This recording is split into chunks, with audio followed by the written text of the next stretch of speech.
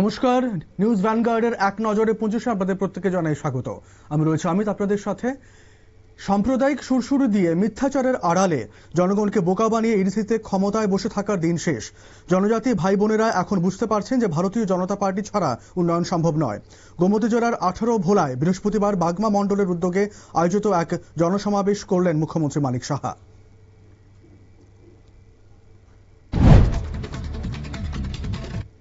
খোয়াই মারে হাদুক এলাকায় এক নাবালিকাকে গণধর্ষণের অভিযোগে বিশাল দেববর্মা, এলেন দেববর্মা, বাপি দেববর্মা, তুষার দেববর্মা ও কাচাং দেববর্মা নামে 5 যুবককে আটক করেছে বাইজালবাড়ি থানা পুলিশ।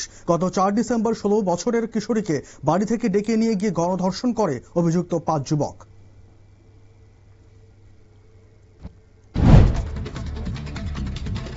ধর্মনগর রেল স্টেশনে চলন্ত ট্রেনে উঠতে গিয়ে গুরুতর আহত হলেন এক যাত্রী।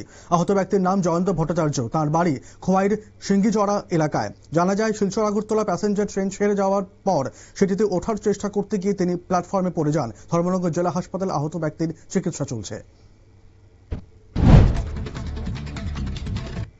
ধর্ষণের অভিযোগে এক অধ্যাপককে গ্রেপ্তার করেছে লেফুঙ্গা থানার পুলিশ। পুলিশ সূত্রে জানা যায়, এক যুবতীর লিখিত অভিযোগের ভিত্তিতে চন্দ্রমল্লিক কল্যাণ নামে ওই অধ্যাপককে 3 মার্চ গ্রেপ্তার করা হয়। জানা গেছে, অভিযোগকারিণী ও অভিযুক্ত দুজনই বহিরাজ্যের এবং অভিযুক্ত একটি কেন্দ্রীয় শিক্ষা প্রতিষ্ঠানের অধ্যাপক।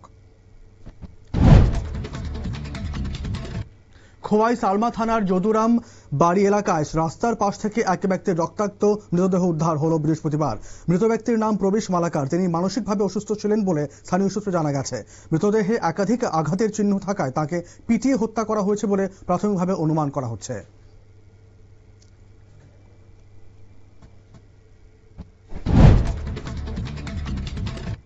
ডিডিটি কর্মীদের বঞ্চনার প্রতিবাদে গণডেপুটেশন কর্মসূচি পালন করল অল ত্রিপুরা অসংগঠিত শ্রমিক কংগ্রেস। সভায় সংগঠনের চেয়ারম্যান শান্তনু পাল ডিডিটি কর্মীদের সারা বছর কাজ দেওয়া ও মজুরি বৃদ্ধির দাবিও তোলেন। পরে একটি মিছিল বের করে প্রতিনিধিরা জাতীয় স্বাস্থ্য মিশনের অধিকর্তার কাছে স্মারকলিপি দেন। 13 দফা দাবিতে গণস্বাক্ষর সম্বলিত স্মারকলিপি প্রধানমন্ত্রীর উদ্দেশ্যে সদর মহকুমা শাসকের মাধ্যমে জমা দিল AIDYA রাজ্য কমিটি। 1 মাসব্যাপী স্বাক্ষর অভিযানের পর বৃহস্পতিবার সংগঠনের প্রতিনিধিরা এই স্মারকলিপি তুলে দেন। সংগঠনের দাবি, কেন্দ্র ও রাজ্য সরকারের সমস্ত শূন্য পদ দ্রুত পূরণ করতে হবে।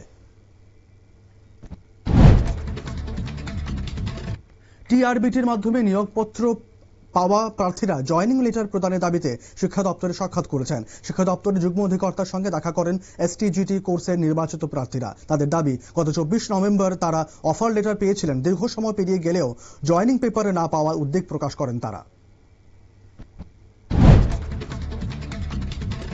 কৈলাস শহরের নূরপুর বাজারে ভয়াবহ অগ্নিকাণ্ডে অন্তত 9টি দোকানের ব্যাপক ক্ষতি হয়েছে। বৃহস্পতিবার ভোরে আগুন লাগার পর মুহূর্তের মধ্যে তা পাশের একাধিক দোকানে ছড়িয়ে পড়ে। ক্ষতিগ্রস্ত দোকানগুলোর মধ্যে মোটরসাইকেল শোরুম, মুদি ও কম্পিউটারের দোকানও রয়েছে বলে জানা গেছে।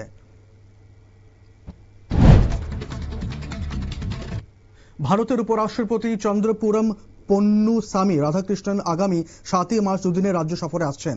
উপরাষ্ট্রপতির সফরসূচি নিয়ে বিস্তারিত তথ্য জানালেন পশ্চিম ত্রিপুরা জেলা শাসক বিশাল কুমার। তিনি জানান, আগরতলা সহ বিভিন্ন স্থানে উপরাষ্ট্রপতির সরকারি কর্মসূচি রয়েছে। তার এই সফরকে কেন্দ্র করে শুরু হয়েছে ব্যাপক প্রস্তুতি।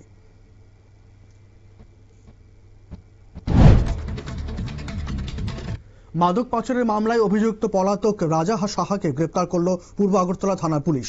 বুধবার গভীর রাতে পুলিশ মোটর স্ট্যান্ড সংলগ্ন শনি মন্দির এলাকা থেকে তাকে আটক করে। ধৃত রাজা সাহার বাড়ি প্রতাপগড় এলাকার বাসিন্দা। তার বিরুদ্ধে আগে থেকে একাধিক মাদক পাচারের মামলায় পলাতক বলে অভিযোগ ছিল।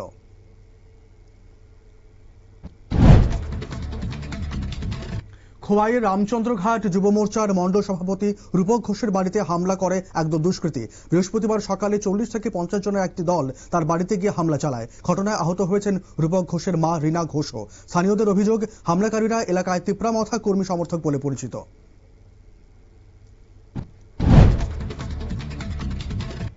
ধর্মনগরে একদল মদমত্ত যুবক কালীদিঘির পার একটি রেস্তোরাঁয় হামলা করে এক কর্মীকে ব্যাপক মারধর করে বুধবার। এদিন মোটরসাইকেলে করে একদল যুবক এসে হঠাৎ করে প্রকাশ্যেই এই হামলা চালায়। ঘটনার পর স্থানীয়রা আহত কর্মী সন্তোষ নাথকে উদ্ধার করে হাসপাতালে নিয়ে যান। পুলিশের অভিযোগ জানানো হলেও এখনো গ্রেপ্তারি নেই।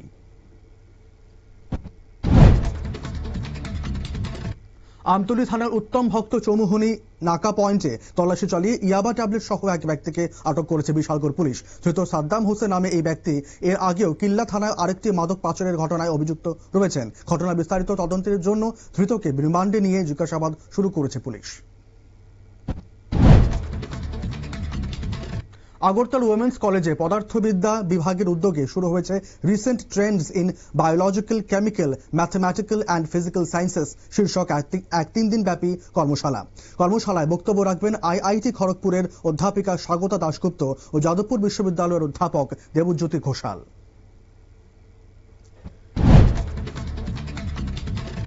হিন্দি ভাষার আধিপত্যের অভিযোগে তামিলনাড়ুতে আন্দোলনে নেমেছে ডিএমকে। ত্রিচির একটি রেল দপ্তরের গেটে হিন্দিতে কর্তব্য দ্বার লেখা থাকায় নতুন করে বিতর্কিত সৃষ্টি হয়েছে।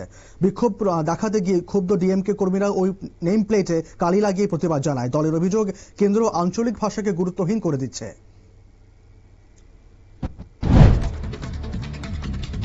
কংগ্রেসের তরফে ফের রাজ্যসভায় পাঠানো হচ্ছে বর্ষিয়ান আইনজীবী অভিষেক মনু সিংভিকে। তেলেঙ্গানা থেকে তাকে রাজ্যসভার প্রার্থী করা হয়েছে।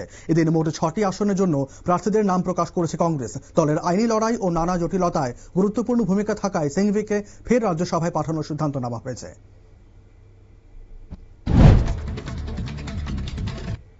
ইরানের হামলার জন্য ভারতের ভূখণ্ড ব্যবহার করা হচ্ছে এমন অভিযোগ ঘিরে জল্পনা ছড়ালো আন্তর্জাতিক মহলে। এই অভিযোগকে সম্পূর্ণ ভিত্তিহীন বলে উড়িয়ে দিয়েছে ভারতের বিদেশ মন্ত্রকের পক্ষ থেকে জানানো হয়েছে বিষয়টি ফ্যাক্ট চেক করে দেখা গেছে এবং এ নিয়ে ভুয়ো মার্কিন সংবাদ ছড়ানো হয়েছে।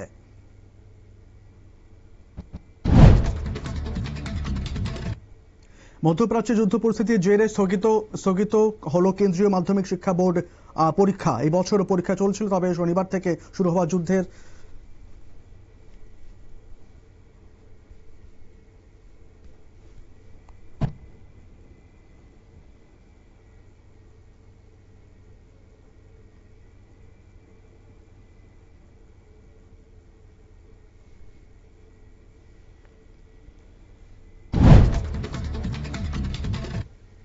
আমেরিকা ইরান যুদ্ধ পরিস্থিতি জেরে বিপাকে পড়েছে ভারতের একাধিক জাহাজ। ইরান হরমুজ প্রণালী বন্ধ করে দেওয়ায় আটকে রয়েছে ভারতের মোট 37টি জাহাজ।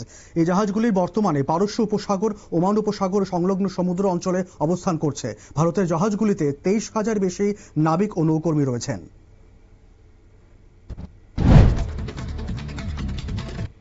ইরানের সর্বোচ্চ ধর্মীয় নেতা আয়াতোল্লাহ আলী খামেনেইর মৃত্যুতে শোক প্রকাশ করেছে ভারত। এই উপলক্ষে বিক্রম মিশ্রে নয়াদিল্লিতে অবস্থিত ইরান দূতাবাসে যান। সেখানে ইরানের রাষ্ট্রদূতের সঙ্গে সাক্ষাৎ করে ভারতের পক্ষ থেকে সমবেদনা জানান তিনি। বিদেশ সচিব শোকপত্রে স্বাক্ষর করে ভারতের শোকবার্তা পৌঁছে দেন।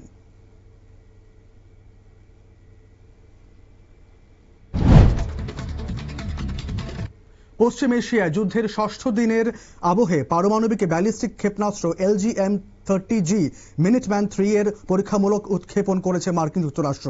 এই ক্ষেপণাস্ত্রকে অনেকেই ডুমসডে মিসাইল বলেন, কারণ এটি এমন পারমাণবিক ওয়ারহেড বহন করতে পারে যার শক্তি হিরোশিমার পরমাণু বোমার তুলনায় 20 গুণ বেশি। লক্ষ মানুষ ভোট দিলেন নেপালে সাধারণ নির্বাচনে। নির্বাচন কমিশনের মতে ভোট গ্রহণ মোটামুটি শান্তিপূর্ণভাবে সম্পন্ন হয়েছে এবং ভোটদানের হার প্রায় 60% হতে পারে। 245টি সংসদীয় আসনের ফল পেতে কয়েকদিন সময় লাগবে। 5ই মার্চ অনুষ্ঠিত এই নির্বাচনে প্রায় 1,90,00,000 ভোটার, যার মধ্যে প্রায় 10 লক্ষ প্রথমবারের ভোটার।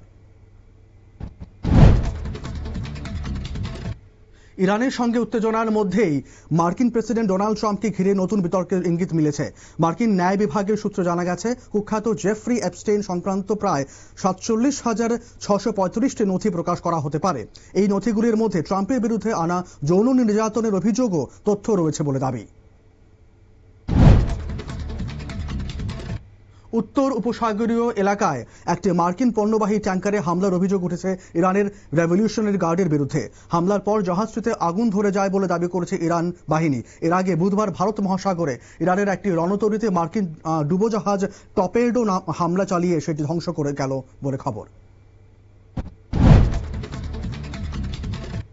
ইরানের বিরুদ্ধে ক্লাস্টার বোমা ব্যবহারের অভিযোগ তুলেছে ইসরায়েলি প্রতিরক্ষা বাহিনী আইডিএফ এর দাবি, ইসরায়েল ও আমেরিকার বিরুদ্ধে হামলায় এই বিতর্কিত বোমা ব্যবহার করা হয়েছে। এই প্রথম ক্লাস্টার বোমা ব্যবহারের অভিযোগ সামনে এলো, তবে অভিযোগ সম্পূর্ণ অস্বীকার করেছে ইরান। এক নজরে 25 এখনকার মতো এই পর্যন্তই। পরবর্তী আপডেটস এবং সংবাদ দেখার জন্য চোখ রাখুন শুধুমাত্র নিউজ ভ্যানগার্ডের পর্দায়। ধন্যবাদ।